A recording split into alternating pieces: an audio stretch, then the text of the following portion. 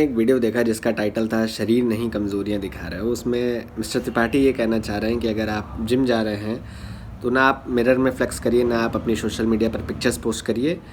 अगर आप लड़की हैं, आप जिम जा रही हैं तो आपका मकसद है बॉयफ्रेंड बनाना, और अगर आप लड़के हैं, सॉरी लड़के नहीं, जो जिम बाज होते हैं उनका मकसद होता है लड़कियां पटाना। तो मेरा आपसे सवाल है मिस्टर त्रिपाठी, आप इस कंक्लूजन पर किस बेसिस पर पहुँचे? आपने कोई रिसर्च करी है इस पर, या जो बॉलीवुड फिल्मों में या सोशल मीडिया पर अक्सर दिखाया जाता है वहाँ से ये परसेप्शन बिल्ड किया है?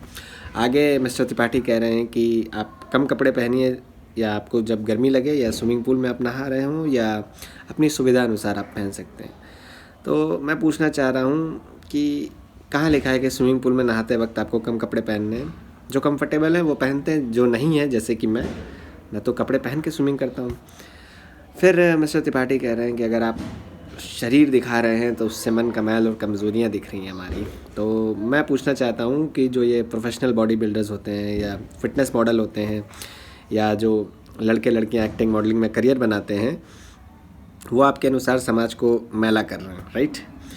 तो मैं आपसे पूछना ये चाह रहा हूँ कि आपने कितने लोगों को ऑब्ज़र्व किया है, कि इन लोगों के थॉट प्रोसेस को, कि किस वजह से ये इस इंडस्ट्री में आए हैं, इंडस्ट्री की क्या डिमांड है, और इनकी स्टोरी क्या रही है, जर्नी क्या रही है इस इंडस्ट्री में आने के पीछे, या क्या मजबूरियाँ रही होंगी, या किसी कॉन्ट्रैक्ट के तहत तो कोई अंग प्रदर्शन नहीं कर रहा है, जो कि अक्सर डिफरेंट तरह की मॉडलिंग में या पॉर्न में होता है। मुझे तो खैर अध्यात्म और धर्म का ज्ञान नहीं है, और मेरे भ्रम के जाले शायद आपके मार्गदर्शन के बिना साफ नहीं हो सकते। बट जहाँ तक मुझे लगता है, प्रकृति का नियम ये नहीं है सर कि आप शरीर पर कपड़े धारण करें, और मनुष्य ही अकेला ऐसा प्राणी है जो सभी जीव जंतुओं में वस्त्र पहनता है तन को ढकने के लिए। तो जहाँ जब बच्चे का जन्म होता है तो क्या वो पूरी आस्तीन के कपड़े पहन के होता है, या जब वो बड़ा होता है तो इस वजह से पहनता है कि उसको शरीर पर लगे मैल को छुपाना है, या ये सोच के पहनता है कि सब पहनते हैं कपड़े तो हम भी पहनेंगे? ये बात मैंने आपकी वीडियोस को देख कर ही सोची, जिसमें आपने कहा कि सब मिरर में फ्लेक्स करते हैं तो हम भी करेंगे, पीयर प्रेशर में आके। एक और वीडियो मैंने देखा आपका, उसमें आप कह रहे हैं कि हमें अंडे नहीं खाने चाहिए, हमें दूध नहीं पीना चाहिए, मुर्गी हमें अपनी स्वेच्छा से अंडे नहीं देती है, गाय हमें अपनी स्वेच्छा से दूध नहीं देती है, और हम किसी भी मादा जानवर का स्तन पकड़कर अगर उसका दूध निकाल रहे हैं तो ये उसका बलात्कार है। जहाँ तक मुझे समझ में आया, आप एक वीगन एक्टिविस्ट हैं और पशु क्रूरता के खिलाफ आवाज़ उठा रहे हैं, जो कि बहुत अच्छी बात है। बट आपने एक और वीडियो में तर्क दिया था कि अगर हमें अपनी एडवांसमेंट और टेक्नोलॉजी पर इतना गर्व है तो हम अपना इंटेलेक्ट यूज़ करके वो आर्टिफिशियल प्रोटीन क्यों नहीं बना लेते हैं, जिससे ह्यूमन सोसाइटी की रिक्वायरमेंट फुलफ़िल हो जाए और एनिमल स्लॉटरिंग बंद हो जाए। इस बात से भी आपकी मैं सहमत हूँ। लेकिन मेरा सवाल आपसे ये है सर, कि अगर हम सब वीगनिज़म फॉलो करेंगे तो जो डिमांड क्रिएट होगी वीगन प्रोडक्ट्स को कंज्यूम करने की, तो क्या हम वो सारे प्रोडक्ट्स और रिसोर्सेज ख़त्म नहीं कर देंगे जिन पर एनिमल्स का भी हक है? सेकंड चीज़, हमारा पशु प्रेम क्या सिर्फ गौवध या कैटल स्लॉटरिंग तक सीमित रहना चाहिए, या उन एनिमल्स के बारे में भी सोचना चाहिए जिन पर ह्यूमन सोसाइटी के वीगनिज़म को अडेप्ट करने के बाद आएगी प्रॉब्लम? हमारे एनवायरनमेंट पर इस चीज़ का क्या असर पड़ेगा, और जो एक्स्ट्रा डिमांड क्रिएट होगी प्लांट बेस्ड फूड की, उसको फुलफ़िल करने के लिए जिन रिसोर्सेज को हम यूटिलाइज़ करेंगे ऑफकोर्स अपने फ़ायदे के लिए, उससे हमारे इकोसिस्टम और क्लाइमेट में जो चेंजेस आएंगे और जो इम्बैलेंस क्रिएट होगा उसका क्या?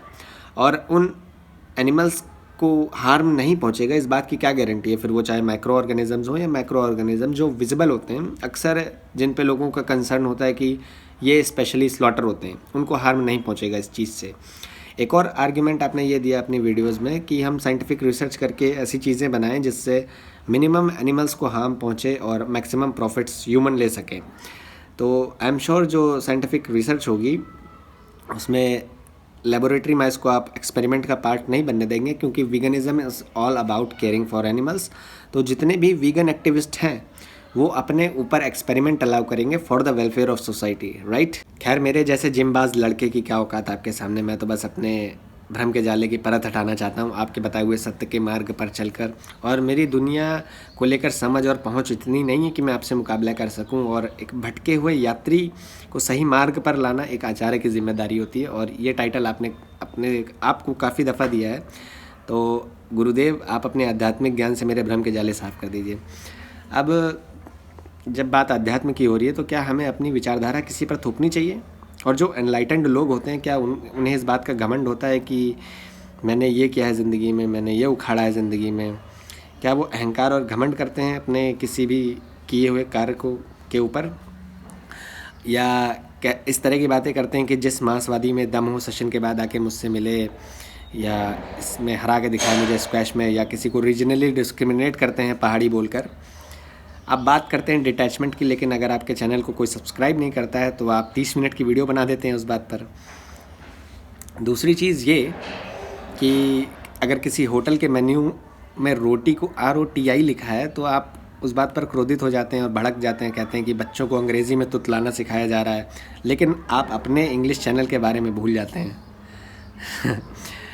मुझे लगता है सर, आपके इमोशंस आपके इंटेलिजेंस और इंटेलेक्ट पर कभी कभार हावी हो जाते हैं, तभी आप अपने एक्टिंग के पैशन से अभी तक आसक्त हैं और ठग लाइफ वाले वीडियोस बना के यूट्यूब पर कॉमेडी कर रहे हैं। तो आपके कुछ भक्त आके कहेंगे कमेंट में कि अरे हंसी मजाक तो चलता ही रहता है माहौल को लाइट करने के लिए। तो मेरा उनको जवाब है कि अगर आपको हंसी मजाक करना है तो आप कॉमेडियन बन जाइए। किसी भी ट्रेंडिंग टॉपिक पर बिना रिसर्च के उंगली करना और उसको कैपिटलाइज करना, ये कौन सा अध्यात्म है? आपको प्रॉब्लम है गाली गलौज करने वालों की वीडियो वायरल हो जाती है, लेकिन आप सत्य के मार्ग पर पेड प्रमोशन कर कर अपनी विचारधारा लोगों पर थोप कर क्या साबित करना चाहते हैं? एक आध्यात्मिक गुरु का काम होता है to show the perspectives from different angles by telling truth, ना कि जज बन जाना किसी भी टॉपिक पर। Let people decide what's right और रॉन्ग फॉर देम। ऐसा थोड़ी होता है कि जो मैंने कह दिया वो पत्थर की लकीर और मेरा अपमान यानी कि अध्यात्म का अपमान। अगर आपको विश्व में शांति और स्पिरिचुअलिटी को प्रमोट करना ही है तो आप सॉल्यूशंस के साथ आइए सर, और बताइए किस फील्ड में कैसे इंप्रूवमेंट लाया जा सकता है। वीडियो बना के भाषणबाजी करने में और अपनी उपलब्धियों का गुणगान करने से समस्या का समाधान नहीं होता है कहीं पर भी। सेकंड चीज़ ये कि दूर बैठ के प्रॉब्लम बताने में और ग्राउंड लेवल पर काम करते टाइम सॉल्यूशन ढूंढने में काफ़ी डिफरेंस है। उससे पहले ये ज़रूर डिसाइड कर लीजिए कि आपको स्पिरिचुअलिटी प्रमोट करनी है या रिलीजन। और उम्मीद करता हूँ आप अपनी फ्रस्ट्रेशंस से डेवलप्ड थॉट्स और इमोशंस से इन्फ्लुएंस होकर कोई डिसीजन नहीं लेंगे और सोल्यूशन नहीं बताएंगे, क्योंकि हर बार बॉयकॉट और बैन करना सोल्यूशन नहीं होता है। और आखिरी बार इतना बड़ा ऑलराउंडर 3-4 साल पहले फेमस हुआ था, उसकी गुफाएं बड़ी फेमस थी यार। क्या नाम था उसका? Thank you.